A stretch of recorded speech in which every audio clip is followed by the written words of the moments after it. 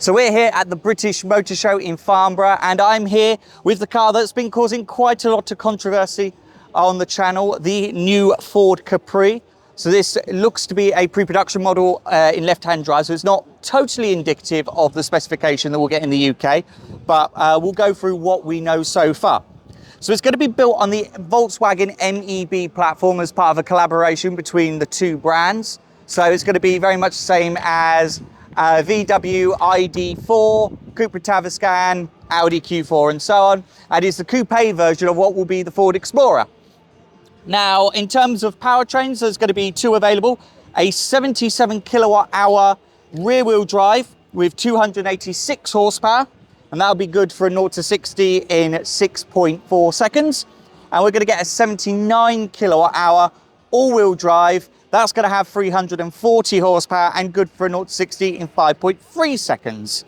In terms of range, expect 390 from the rear wheel drive version and 369 from the all wheel drive.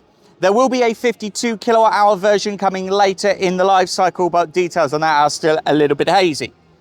In terms of charging, 11 kilowatts on an AC charge, and we're also going to get rear wheel drive will be DC charging 135 kilowatts, and the all wheel drive will get 180. Both of them will be under 30 minutes or 10 to 80% charge in that regard. Two trim levels from the get-go, so you're going to get Select, which will start from £48,095, and that goes up to the top of the range model with the big battery, all-wheel drive, all the trimmings and the more expensive paint, and that's going to really top out at just over 61,000. We're expecting cars to be landing in UK showrooms sometime around November-ish.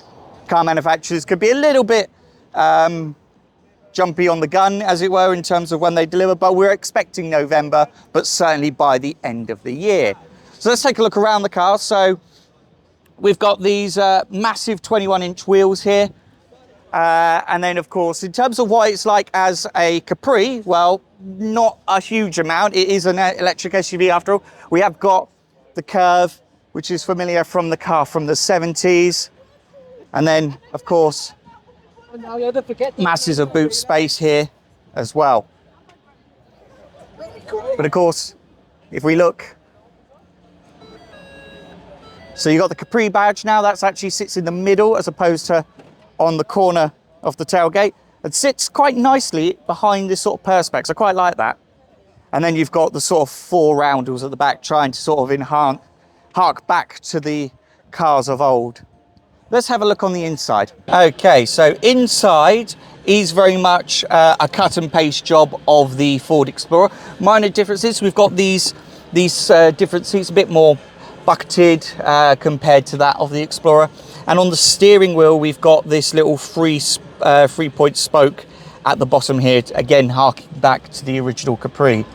But otherwise, a lot of it is, if you don't know, is a lot of Volkswagen stuff. So we've got the capacitive buttons on the steering wheel, all the sort of like window switches, that's all Volkswagen.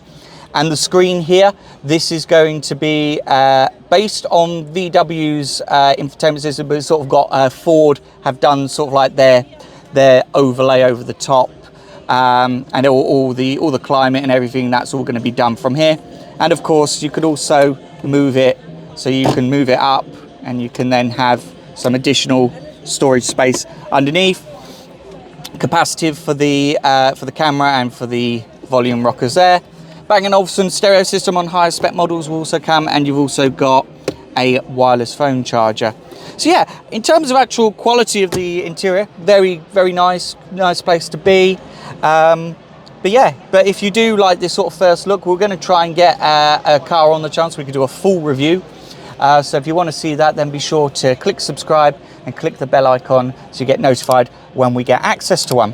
But otherwise, thanks very much for watching. I'm Max. This is Max Talks, and I'll see you on the next one.